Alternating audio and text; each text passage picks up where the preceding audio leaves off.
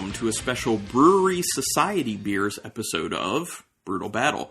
Yes, so this is yet another special format that I wanted to start doing. I've been thinking about doing this for a little bit, and a lot of these will probably be solo, just me doing it, but I'm sure Rebecca will end up joining me for a few of them.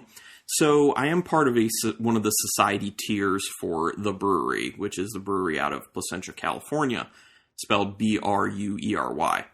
And they have 3 different levels. There's Preservation Society, Reserve Society, and Hoarder Society. Not going to go into too much about those right now, but as I put more of these episodes out, I will talk a little bit more about the societies and how they work and different aspects of them. So I'm in the middle tier one, the Reserve Society. And with these societies, there are exclusive beers that are available for those members. With the Preservation Society, a lot of people can get into that. Reserve Society, it's a little more restrictive with how many spaces they have available. And the Hoarder Society is super exclusive. You have to be invited. So I assume I will never end up there.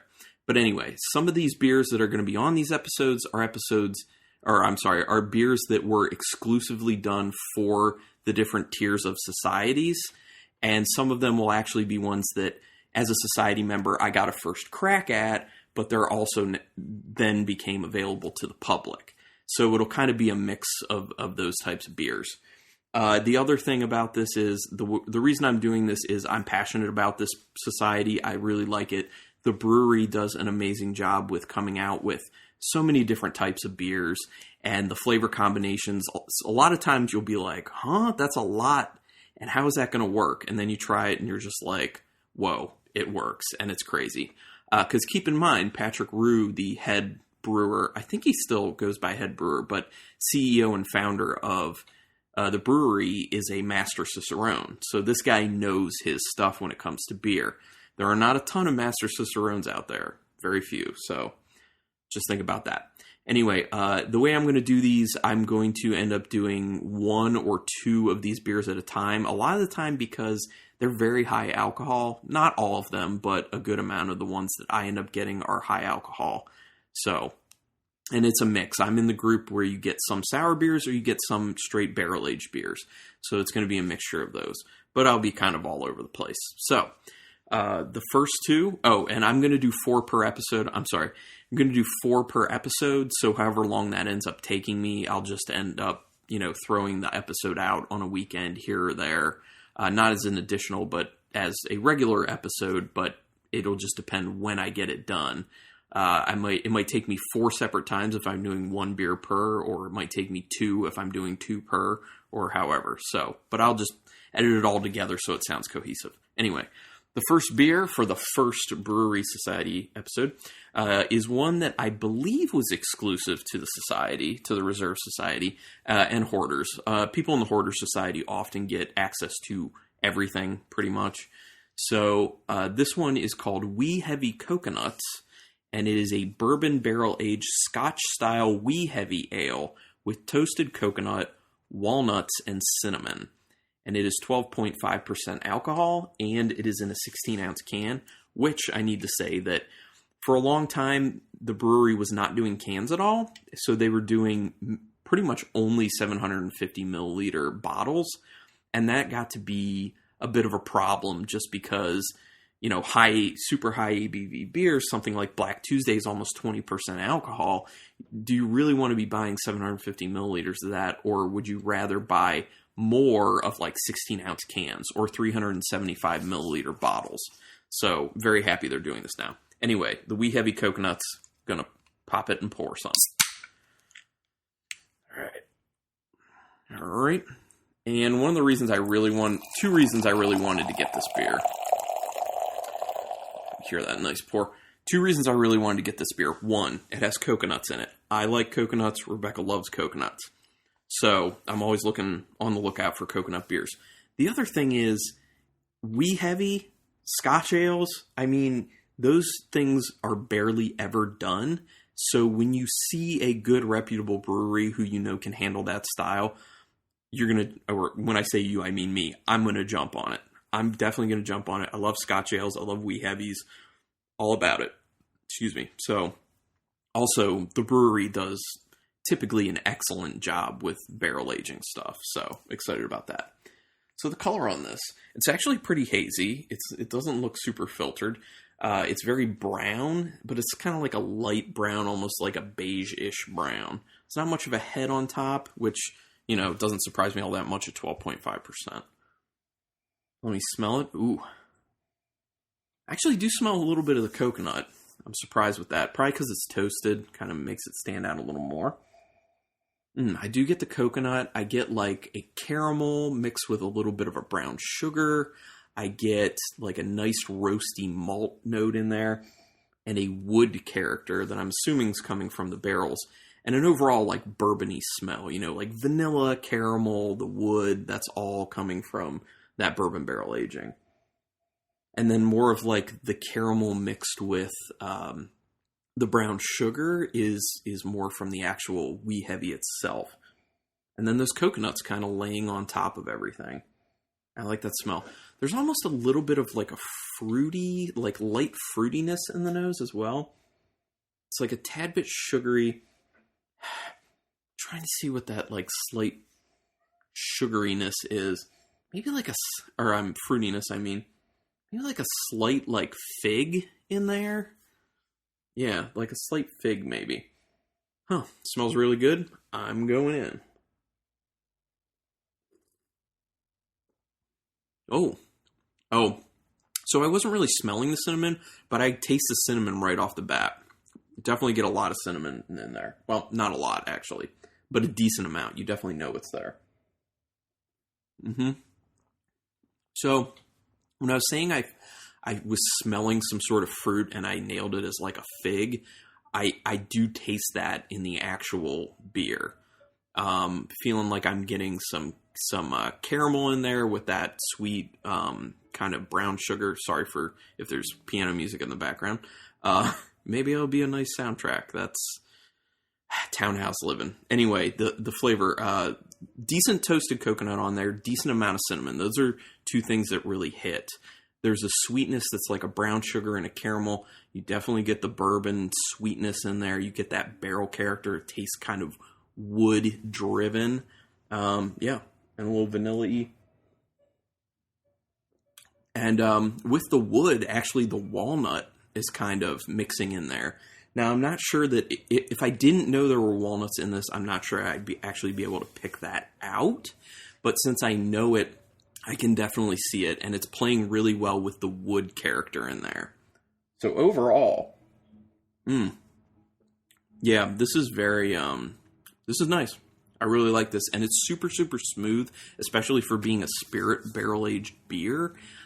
It doesn't taste like 12.5%. It tastes like maybe 9.5, which is dangerous. Although I can feel it kind of warming a little bit as I take more sips. But that's pretty excellent. I'm very happy with that. And if you know me, if you've been listening to this podcast long enough, the cinnamon, like any sort of spices in a beer can really kind of put me off.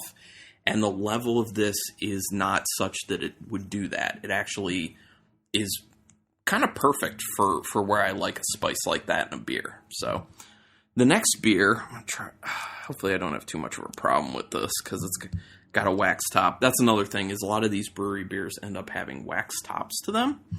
And they can be a real pain to get open.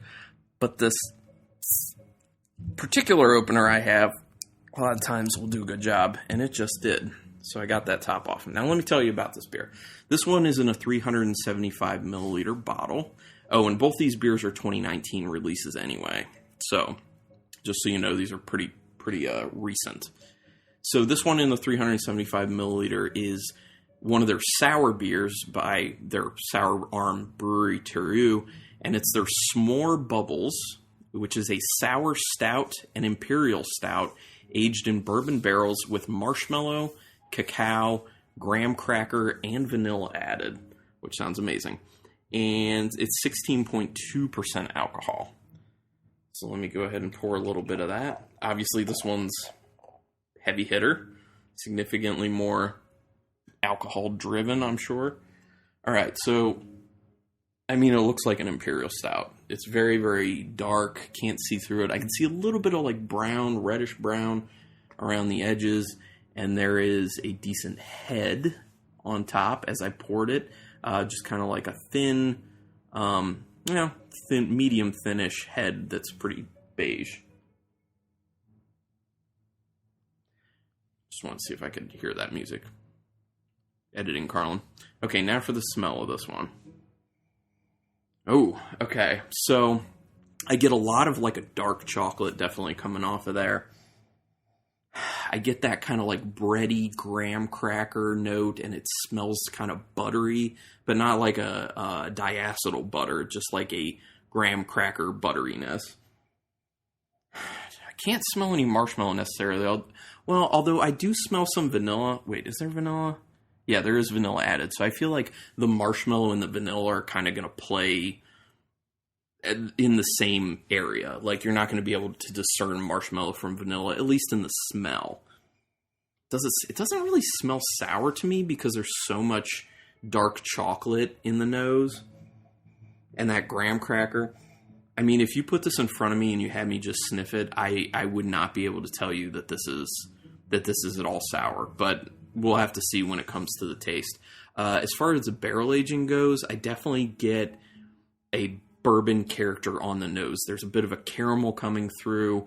I wouldn't say it's, well, yeah, a slight woodiness actually, but that's kind of mixing a little bit with the graham cracker. But yeah, definitely you can smell bourbon. Smells like it's got that sweetness from bourbon. This smells really good, and it doesn't smell tart at all or sour. Let's try it.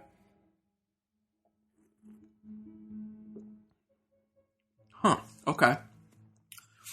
So the sourness is there, but it's super, super slight, and it's on the very, very end.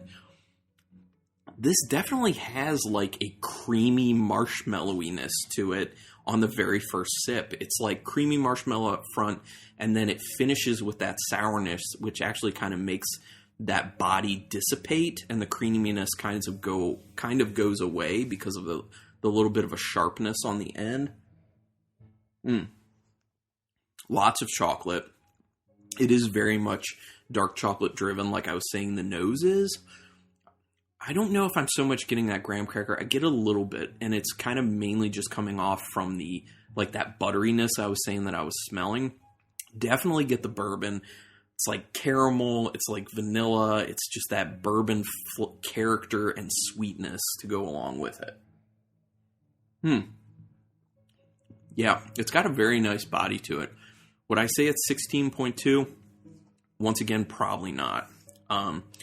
Although as I continue to sip it, I feel like I am getting a little bit more of the sourness on the end. It builds a little bit, but this is very nice. It's very deceptive alcohol-wise, and yeah, I think I like both these beers quite a bit. I think I'd say I like the S'more Bubbles a little bit more than the Wee Heavy at the moment, but they're both outstanding, and the biggest thing that sticks out to me is how smooth and how deceptive they are as far as the alcohol goes and what you can perceive.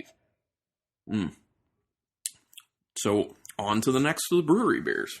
So this next one is in a 16-ounce can, and it is yet another barrel-aged beer by the Bruery. This is a bourbon barrel-aged wheat wine-style ale with boysenberry and vanilla, and it's called Ada Boysenberry, and it's actually got a really cute, cool design on it. It's like a cartoonish bear holding a sign that says Ada Boysenberry, and he's kind of biting it, and the sign shape is like the shape of a boysenberry. So this is 13.8% alcohol, which, you know, to be expected, it's going to be high with the Bruery. The other thing to note before I get into this is that wheat wines and me don't have the best of relationships. I've had a lot, well, not a lot. I've had an okay amount of wheat wines in my day and haven't liked that many. So we'll see. This might not go well and might just be a preferential thing. I don't know. But sounded interesting, sounded good, so I'm giving it a shot. Get this thing poured. Oh, man. Well, you can tell there's some boysenberry in there. That's for sure. Just right off the pour. It is very, like, reddish, purplish color. Yeah, and it's got like a nice kind of pinkish head that's sitting on top from the agitated pour. Can't see through it. It looks very, very murky. Ooh, okay. Definitely get the vanilla in there. Definitely get a lot of the bourbon character in there. Smells wheat-like because of the wheat wine. You can tell there's like a light fruitiness, but I don't really think you'd be able to pick it out as boysenberry. The other thing is, how often does anyone have boysenberries? I don't have them all that often, so not sure I'd be able to like call that out and be like, oh, that's a boysenberry. So I assume they're kind of blackberry-ish in nature.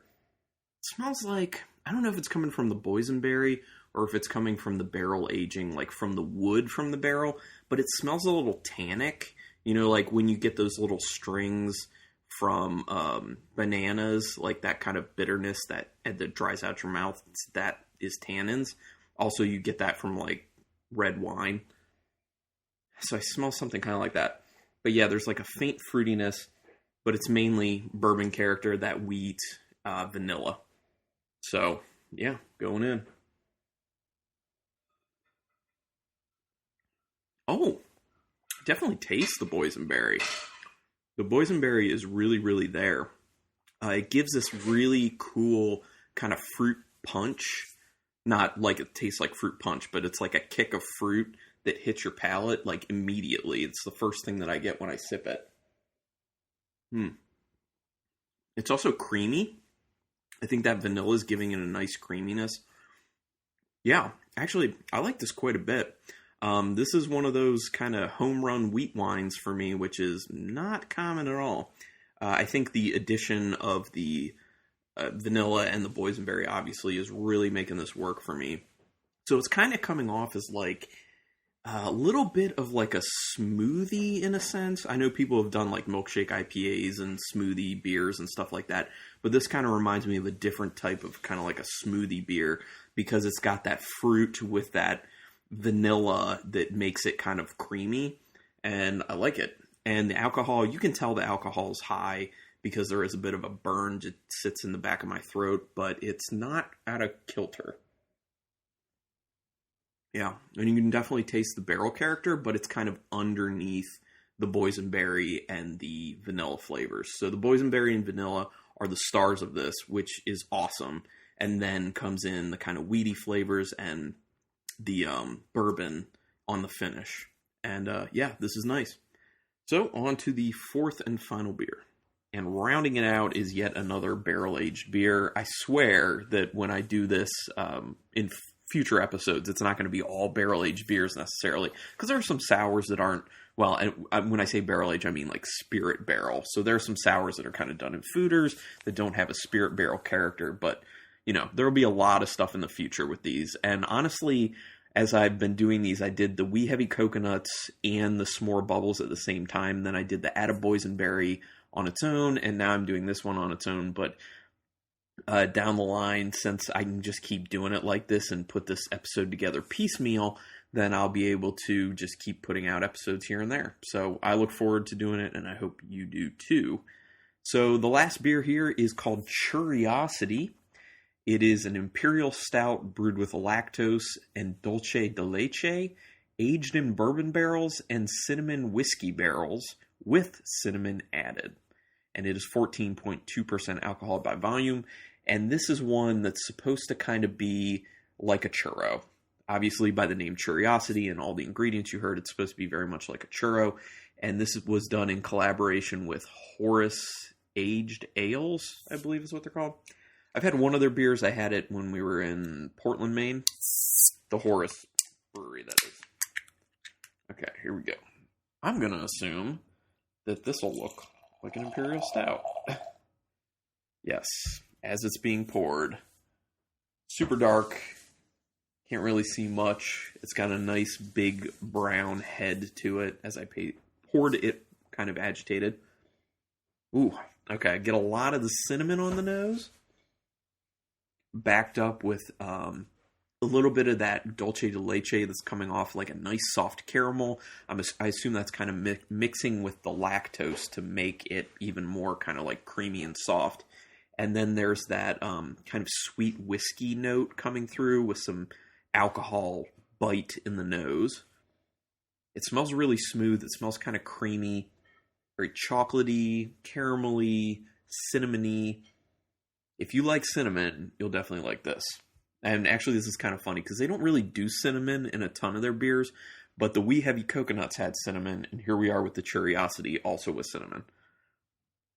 Okay, going in for a sip.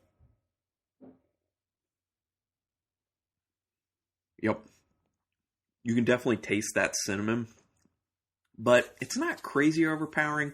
It might not be my favorite just because if you listen to the podcast enough, you know I'm not huge on a lot of spices. And I may have actually said that when I was doing the Wee Heavy Coconuts, but I'm not huge on cinnamon, but sometimes it's pretty decent. I feel like in this, it's employed pretty well. I like how soft the mouthfeel is in this beer. And I feel like the lactose is really kind of rounding off the alcohol finish of it. Whereas without the lactose, I kind of feel like you'd get more of an alcoholic whiskey bite to it.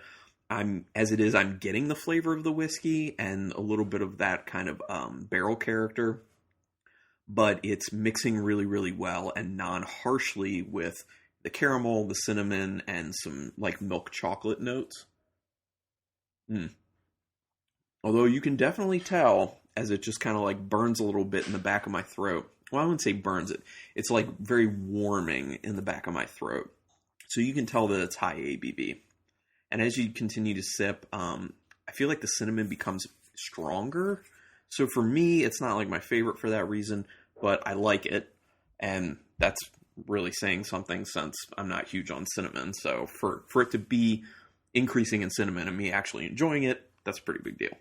Anyway, yeah, so I quite like this. It is good. It's not my favorite though. So like we normally do with episodes, I'm going to go ahead. I have all the empties in front of me plus this one, and I'll just go ahead and rank them in my opinion. How good did I think these were? These were all really good.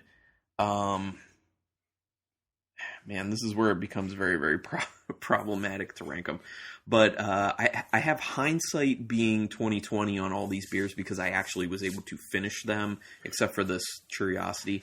But I will say that my ranking is the number 4, as people can probably guess, is the Curiosity. Once again, that's the Imperial Stout brewed with lactose and dulce de leche, aged in bourbon and cinnamon whiskey barrels with cinnamon added. My number 3 beer, still an outstanding beer, and honestly, I would really like this, and I was very surprised by this. The Ada Boysenberry, which once again is a bourbon barrel-aged wheat wine style ale with boysenberry and vanilla. That was really nice, and like I said, I have a checkered history with wheat wines, but that did me right. My number 2, I think I'm going to go with the S'more Bubbles. I really like the S'more Bubbles as well. Once again, a sour stout and imperial stout aged in bourbon barrels with marshmallow, cacao, graham cracker, and vanilla added. That one was very dessert-like and tasty. And then my number 1 has got to be the Wee Heavy Coconuts. Once again, a bourbon barrel-aged Scotch-style Wee Heavy ale with toasted coconut, walnuts, and cinnamon. And I will say that after I was drinking the rest of this, after I had recorded, that the walnut flavor kept growing as I kept drinking it, and that was really nice. And I think it kind of like took the cinnamon down quite a bit. The other thing is, how many Wee Heavies are out there? And this is an outstanding Wee Heavy, so awesome. Anyway, thank you everyone for checking this episode out. Like I said, I will be releasing more of these episodes kind of as I get them finished and I see a proper spot to kind of put them in on a weekend, on a Sunday morning when they're available. But I'm going to be hitting a lot of different stuff. You know, it's not just spirit barrel aged things. I'm going to have some sour stuff. I'm going to have some funky stuff. I'm going to have some aged stuff. I have some brewery beers sitting in my cellar that are years old. So I'm talking some of the big stuff. I have some old Black Tuesdays. I think I have some old Mocha Wednesday. I don't know if I have any Gray Monday at the moment, but, you know, stuff like that. So I'll be bringing out some very well archived stuff and some newer stuff, and I'm excited to see where this goes, and I hope you are too.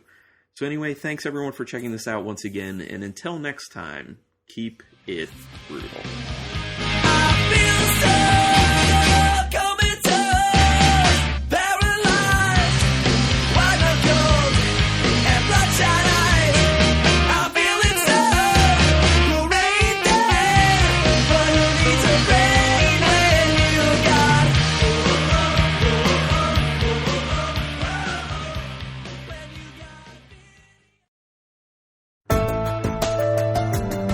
This has been a Nerd Circle podcast production.